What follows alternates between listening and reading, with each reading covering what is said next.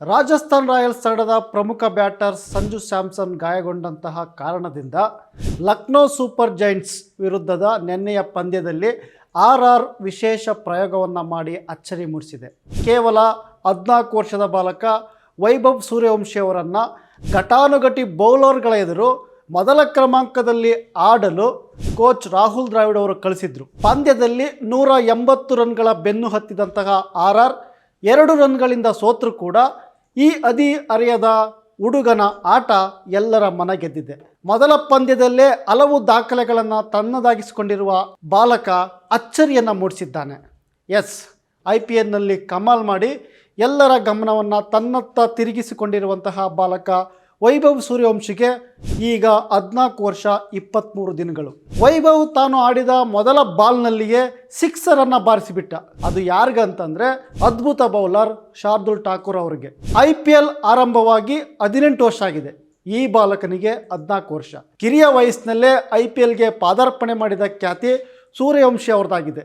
ಈ ಸಾಧನೆ ಇದಕ್ಕಿಂತ ಮೊದಲಿಗೆ ಪ್ರಯಾಸ್ ರೇ ಬರ್ಮನ್ ಅವ್ರದ್ದಾಗಿತ್ತು. 2019ರಲ್ಲಿ ಪ್ರಯಾಸ್ ಅವರು RCB ತಂಡಕ್ಕಾಗಿ ಆಡಿದಂಥ ಸಂದರ್ಭದಲ್ಲಿ ಅವರಿಗೆ 16 ವರ್ಷ 157 ದಿನಗಳಾಗಿದ್ವು.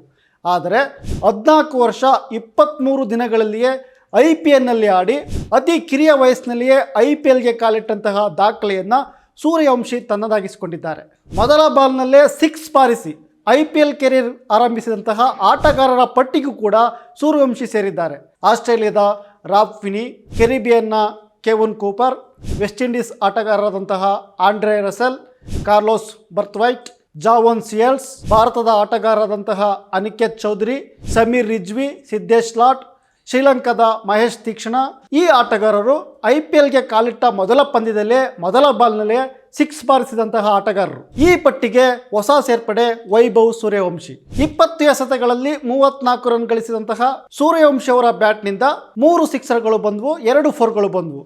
ಜೊತೆಗೆ ಯಶಸ್ವಿ ಜೈಸ್ವಾಲ್ ಅವರೊಂದಿಗೆ 85 ರನ್ಗಳ ಆರಂಭಿಕ ಜೊತೆಯಾಟವನ್ನು ಕೂಡ ಸೂರ್ಯವಂಶಿ ನೀಡಿದ್ರು.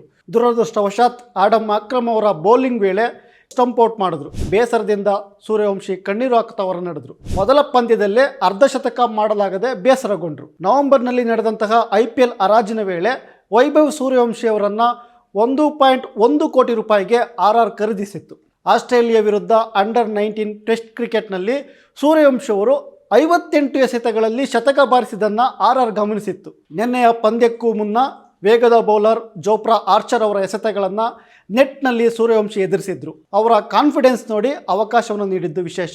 ಅಂದಹಾಗೆ ವೈಭವ್ ಸೂರ್ಯವಂಶಿ ಬಿಹಾರ ಮೂಲದವರು. ಕ್ರಿಕೆಟ್ ಕೆರಿಯರ್ನಲ್ಲಿ ದಾಖಲೆಗಳನ್ನು ಬರೆಯುವ ಸೂಚನೆಗಳನ್ನು ನೀಡಿರುವಂತಹ ವೈಭವ್ ಸೂರ್ಯವಂಶಿಗೆ ಮತ್ತಷ್ಟು ಅವಕಾಶಗಳು ಸಿಗಲಿ ಎಂಬುದು ಆತನ ಆಟವನ್ನು ನೋಡಿದಂತಹ ಕ್ರಿಕೆಟ್ ಪ್ರೇಮಿಗಳ ಆಶಯ. ನಮಸ್ಕಾರ.